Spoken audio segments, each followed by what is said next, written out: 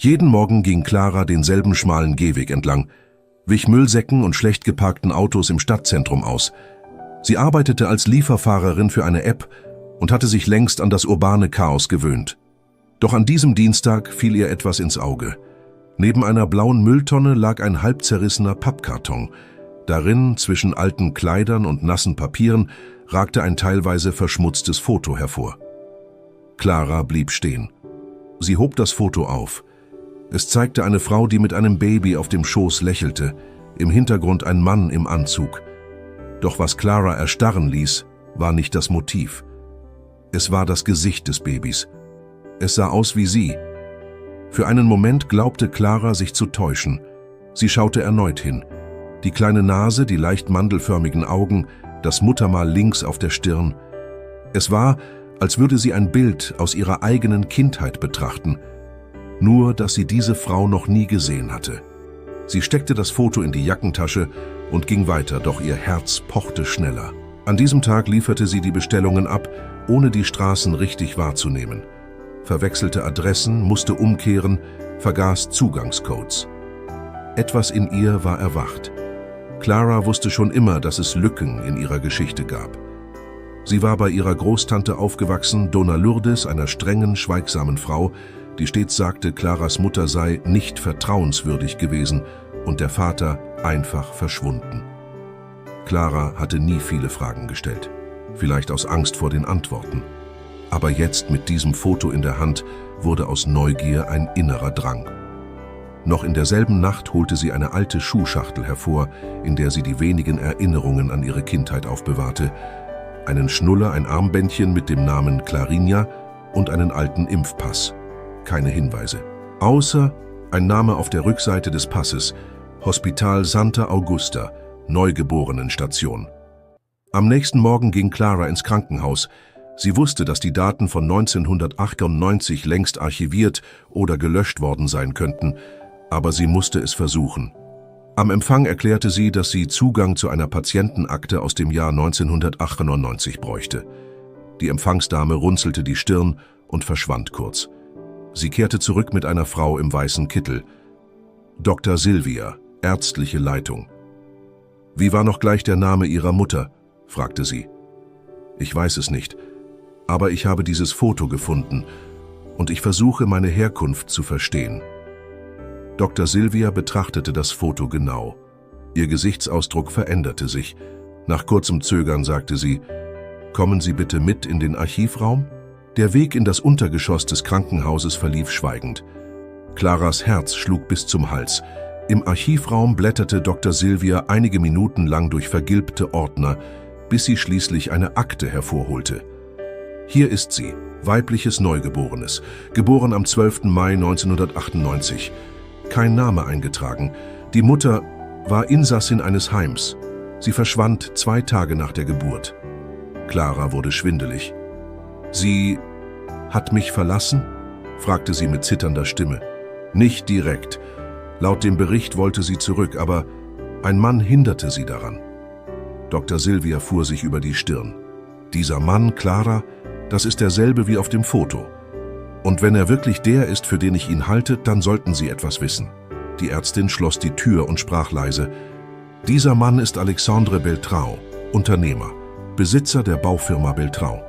In den 90ern einer der einflussreichsten Männer der Stadt.« Clara stockte der Atem. »Sie wollen sagen, er könnte mein Vater sein?« »Es sieht ganz so aus. Und wenn das stimmt, Clara, dann ist Ihre Geschichte viel größer, als Sie denken.« In den nächsten Tagen recherchierte Clara intensiv. Sie fand heraus, dass Alexandre Beltrão 2010 bei einem mysteriösen Unfall ums Leben gekommen war. Sein Vermögen ging an einen einzigen anerkannten Sohn, Gustavo Beltrão, heute CEO des Bauimperiums. Aber die Frau auf dem Foto, ihre mögliche Mutter, blieb ein Rätsel. Bis Clara in einer schlaflosen Nacht den Namen aus der Krankenhausakte googelte: Adriana Lessa Martins. Und ein Artikel aus dem Jahr 1998 tauchte auf. 22-jährige Frau flieht mit Neugeborenem aus Heim, behauptet, von der Familie des Kindsvaters bedroht zu werden. Clara las den Text immer wieder. Es war der erste Beweis, dass ihre Mutter um sie gekämpft hatte. Und auch der erste Hinweis, dass sie möglicherweise gewaltsam getrennt wurden. Mit Hilfe eines befreundeten Journalisten suchte Clara nach den damaligen Heimen. Nur eines existierte noch: Institut São Lucas. Sie fuhr dorthin. Eine betagte Nonne empfing sie freundlich. »Ach, mein Kind, ich erinnere mich an Adriana. So sanft, so verängstigt. Sie liebte ihre Tochter, weinte jeden Tag, nachdem man ihr das Baby genommen hatte.« Clara brach in Tränen aus. Eine uralte, unbekannte Trauer stieg in ihr hoch. »Wissen Sie, wo sie heute ist?« fragte sie mit tränenerstickter Stimme. Die Nonne seufzte. »Sie verschwand, aber sie hinterließ einen Brief.« Die Nonne ging in einen kleinen Raum. Nach ein paar Minuten kam sie mit einem vergilbten Umschlag zurück, versiegelt mit einem blauen Band. »Sie bat uns, ihn der Tochter zu geben, falls sie je käme«, sagte sie leise. Claras Hände zitterten. Sie öffnete den Umschlag vorsichtig. Darin ein gefalteter Brief und ein kleines Kettchen mit einem Engelanhänger. Die Schrift war rund und klar. »Meine Clarinha, wenn du das hier liest, dann lebst du. Dann hast du überlebt. Dann warst du stärker als alles, was uns getrennt hat. Ich habe für dich gekämpft. Aber ich war nur ein junges, verängstigtes Mädchen in einer grausamen Welt. Man nahm dich mir. Sie sagten, das sei besser so, dass ich verrückt sei, dass ich dir nichts bieten könne. Aber ich hatte etwas: Liebe. Wenn du mich je finden willst, geh dorthin, wo ich geboren wurde. São Tomé das Flores. Frag nach Dona Maria da Horta. Sie wird wissen, was zu tun ist. Ich liebe dich, mein Kind, auch wenn du mir nicht verzeihst. Auch wenn du mich nie sehen willst. Ich liebe dich, Mama.« Clara bekam kaum noch Luft. Kaum noch. Endlich. Eine echte Spur. Ein Name. Ein Ort. Am darauffolgenden Wochenende fuhr sie mit dem Bus nach São Tomé das Flores, ein abgelegenes Dorf, fast 8 Stunden entfernt. Sie kam am späten Nachmittag an, erschöpft, aber entschlossen. In einem kleinen Laden fragte sie nach. Ein älterer Mann mit Mütze zeigte den Weg. »Dona Maria wohnt da oben am Hügel, in einem Holzhaus. Aber sie ist sehr alt und redet kaum noch.« Clara stieg den Hügel mit zitternden Schritten hinauf. Als sie klopfte, öffnete eine dünne, faltige Frau mit tiefen Augen. Sie sah Clara an, als hätte sie erwartet. »Du bist Adrianas Tochter, nicht wahr?« flüsterte sie. Clara konnte kaum antworten. Sie nickte nur, mit tränengefüllten Augen. Dona Maria ließ sie herein, bot Fencheltee an und deutete auf einen Stuhl am Fenster. »Deine Mutter, sie war vor 2 Jahren hier, blieb ein paar Tage, sie weinte viel, sagte, sie sei sicher, dass ihre Tochter noch lebt. Aber dieser Gustavo, der reiche Mann, habe alles gelöscht, die Aufzeichnungen zerstört, eine Scheinadoption erfunden, Schweigen erkauft.« Clara bekam Gänsehaut. »Also war er es.